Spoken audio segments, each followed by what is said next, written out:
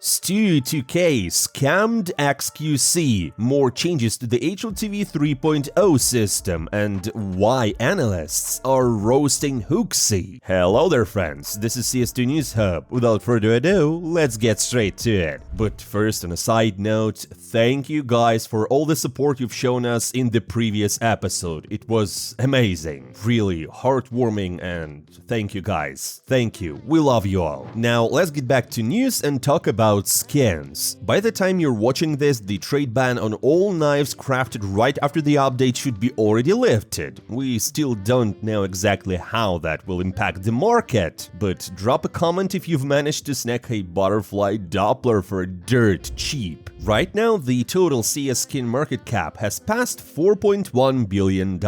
As we mentioned before, right after the update, it crashed from 6 billion down to 3, and it's been slowly recovering since.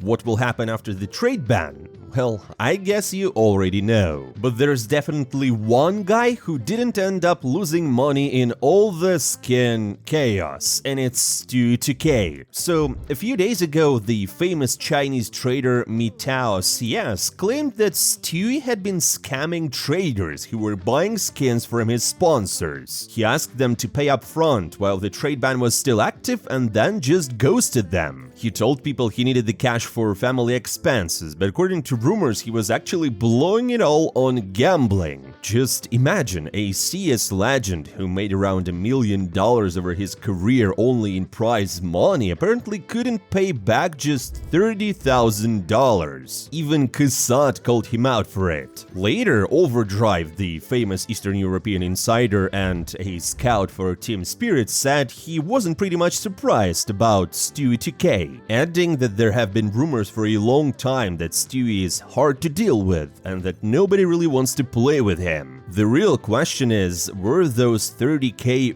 really worth the reputation of STEWIE2K? And you know what? Apparently they were, because that same day he showed up online on stream and called NiKo crazy, but promised to pay everything back by the 1st of November. Whether he could do it or not, or will he do it, nobody knows. But I guess we will find out pretty soon. Although not long after all the NiKo Stewie drama, XQC popped up, and yeah, I don't need to tell you who that is. XQC said that he gave STEWIE2K a few skins to use during the major, but Stewie never returned some of them. So far, Stewie hasn't said a word about it. Although guys, I can't really comprehend how such a rich person can scam other people for skins in CS2. It's just unbelievable for me. If you have any thoughts about this situation, please drop it in the comments below. Let's discuss. We will be keeping a close eye on how the story develops. But for now, let's switch over to the pro scene. Now, I guess every one of you is getting used to the fact that Senzu is no longer part of the Mongolz, though his departure still raises plenty of questions. And recently, one Mongolian caster, K, mentioned on a podcast that he has spoken directly with Senzu. And according to the caster, the player was simply burned out and asked to be benched on his own. There is even a chance that he could return to the roster, but that would likely happen only after the major.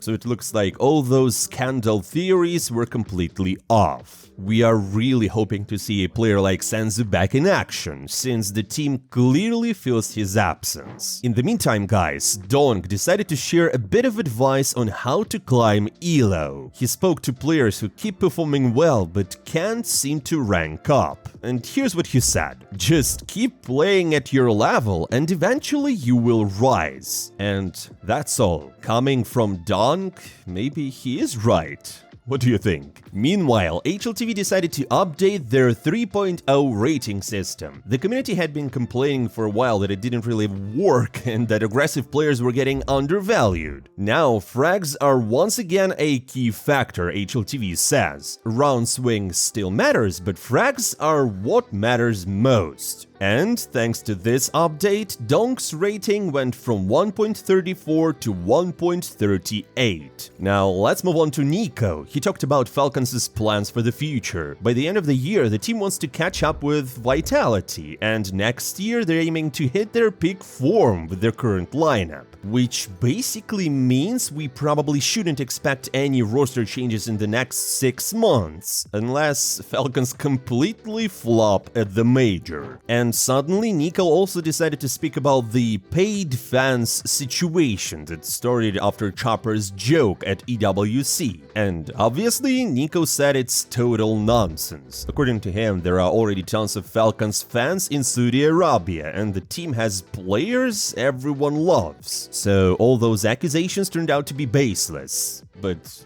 well, Falcons fans, are there any of you in the comments below? Let us know. Now let's talk rumors. Remember when people said BCG were planning to sign someone great to join Simple? In the end, that never happened, and only Electronic decided to join the lineup. But HLTV's editor Striker shared who they were actually going after, and according to his info, BCG were trying to buy out either the 3D Max or Heroic cores. But both deals fell through because the org BCG didn't want to spend too much, which sounds a little weird considering they clearly paid a solid buyout for Electronic, knowing Virtus Pro. Still, maybe this lineup will be the one that finally clicks. Who knows? Now let's talk about Gamer Legion's coach Ash and his rookie rankings for 2025. He wrapped up the year by naming his top rising talents. In his opinion, Team Spirit's STEWIE has great mechanics and game sense, but lacks experience, so that's a 2.5 out of 5. Navi's Makazi shows amazing intuition, confidence and movement, but struggles with teamwork and has a pretty unpredictable playstyle. kyousuke, the most talked about rookie of the year, got a perfect 5 out of 5 for his incredible aim, consistency in duels, and confidence. Still, he's inexperienced and relies a bit too much on taking fights. Finally, there's Gamer Legion's PR, who got plenty of strengths, but still struggles with self-confidence. Ash said he's personally helping him work that through, you know, because PR is one of his own players. But Ash still believes in him a lot. And now let's wrap things up with the PGL Masters Bucharest. Sure, most of the top teams aren't here, but a 1.25 million prize pool still makes it worth following. Surprisingly, Heroic and Pain both reached the quarterfinals without dropping a single match. Kinda shocking the community.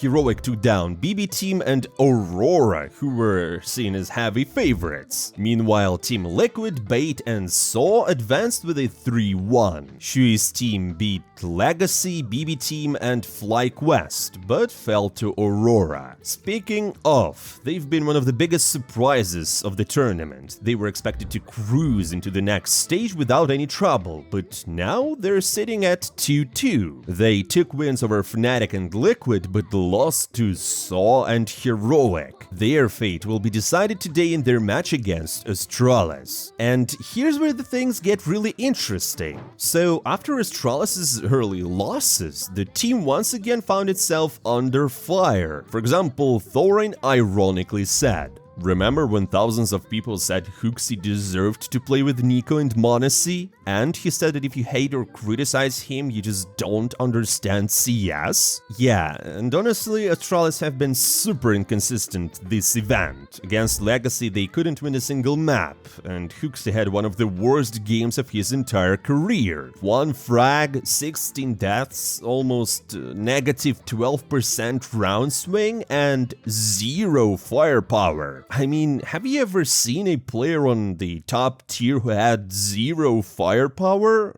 Yeah, that's what I thought. Thorin obviously roasted him again, and even Kassad couldn't stay quiet. Remember when people praised Hooxi for winning 2 events in 2 years with Prime, Monacy and NiKo, calling him the great IGL? I don't see you now, Giga ass. Wow, that was kinda rude from Kassad. The jokes and the criticism will only get louder if Astralis fail to make it to the quarterfinals of PGL Bucharest. As mentioned earlier, there They're up against Aurora next, and they will need to find hard to stay in the tournament. And not only that, they will need a couple of miracles. Also playing for the playoff spot today are Gamer Legion vs Gentlemates and Legacy vs FlyQuest. Let me know in the comments who you're rooting for. My personal favorites are Gamer Legion and Legacy. Let's go, Dumao! And that's all for today, my friends. Thank you for watching. And yeah, please let us know in the comments below if you've noticed something different with our storytelling format, and if you do like it or not. And obviously, don't forget to hit the like button to follow our channel and maybe hit the notification bell, and surely drop in the comments below. Thanks again, and we're not saying goodbye for a long time. See you soon.